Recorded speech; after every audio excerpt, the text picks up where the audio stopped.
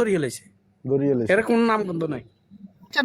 আমি আমি ইকবাল ভাই আমি প্রথমত আপনার একটা কথা কই। 5 আগস্টের দিন জামাতে তার একজন নির্মস্তর কর্মীদের জেল থেকে বাইর করাইছে, আর আমাদের হেফাজতে ইসলামের আমাদের দলের নেতারা কিচ্ছে ওনার মসজিদ কোনটা দল করবো, মাদ্রাসা কোনটা দল করবো, এগুলা একজন নেতা কর্মীরাও জেলেতে বাইর করে না। যেটা বাস্তব, এটা আমি পানি। একজন ওলামা ইকরাম দলে আর হেফাজতের কর্মী জেল, আর ছাত্ররা জেল, আর ওলামা ইকরাম জেল, বাইর করো না একজন বাইর করো না। বরঞ্চ এই আতাউল্লাহ বিক্রমপুরী এরা জেলে ঢুকে রেখেছে। একজন ওলামা ইকরাম কথা কইছে, সবাই রাজনীতি নিয়ে মেশো, আর মেয়ে রাজনীতি করে, সে যেই হোক, সে আমার সন্তান, আমার কওমের সন্তান, আমার হেফাজতের সন্তান, সে জেলে, আমি বাইরে, বাইর করো তারে।